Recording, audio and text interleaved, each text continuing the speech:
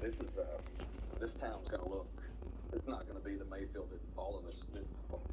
It's going to be a different town, but we'll make it Mayfield. On a cold, sunny Sunday across Kentucky, people picked through the debris of their lives. And at Mayfield Consumer Products Candle Factory, some good news today. Owner Troy Probst telling us Saturday afternoon they rescued 2 workers after locating one of their cell phones. Everybody's trying to call everybody, and I think as some of the debris is getting removed, assuming that allows, more signals to get through some of the rubble and different things. They reached someone in the pile? Yes, somehow. But the company tells NBC News at least 8 workers are deceased, 9 unaccounted for. How many kids? Between the 2 of us, we have 8.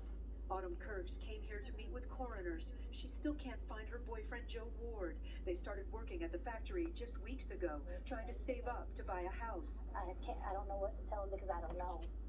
And not knowing is worse than knowing right now. So he was within 10 feet of me in that hallway. That's the last time you saw him? And I have not seen him since. She's trying to stay strong for her kids.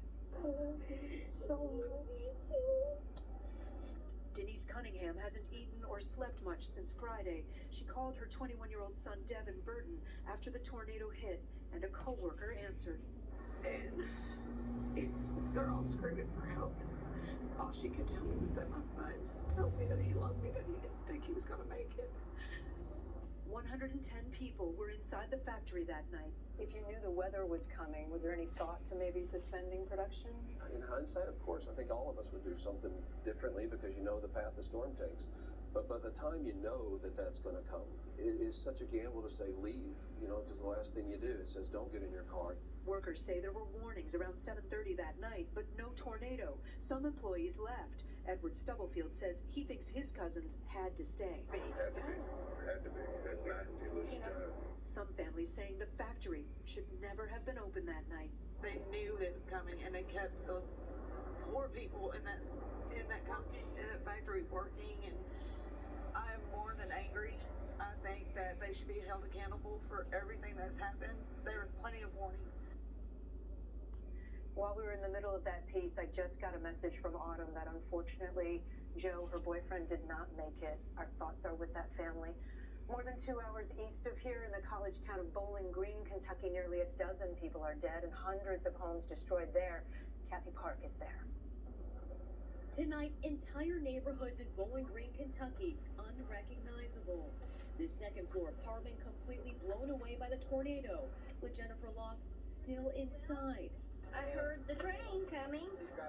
They say that sounds like a freight train, so I heard the train coming. And I just hunkered down and stayed there for a little bit until it passed, and then I was stuck. I was trapped in my bedroom for 2 hours until they came. Christopher Hudgens is combing through pieces of his brother's home. It flew off its foundation and came crashing down. So your brother and his wife were inside the bathroom when literally the house was lifted off the ground. House was lifted off of the foundation.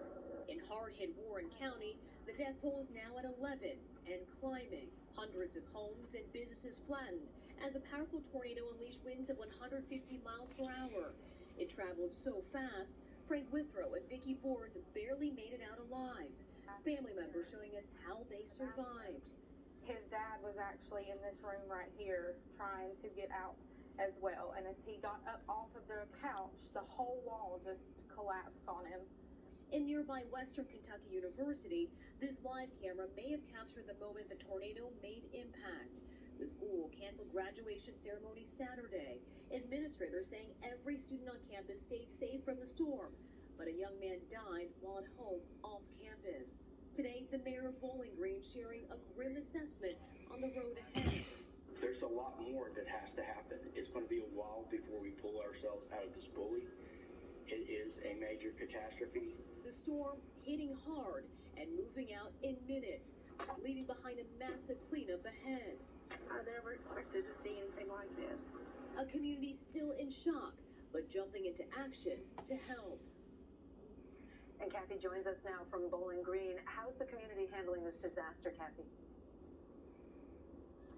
Well, Kate, even if folks haven't been directly impacted by the tornado, they want to help. Many residents are coming in from near and far, volunteering to pick up the pieces, begin the rebuilding process, even offering food and supplies to anyone who needs it. Kate?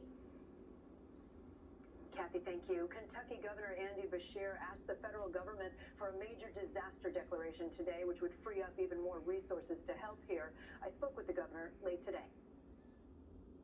How are you holding up? It's hard. You go from grief to focusing on how to move forward to shock. And then we all go through that multiple times. This is personal for you. You mentioned your father lives in one of the city's hardest hit. And my father's from Dawson Springs.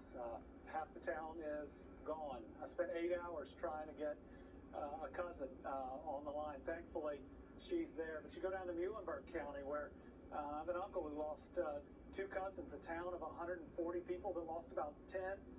And they're in the structure standing. It's really hard to describe, and it's painful. What do you need? What are you focusing on? Well, we continue to want everybody's prayers. Every person we locate that we thought was lost is a miracle. Everyone that we're still able to rescue.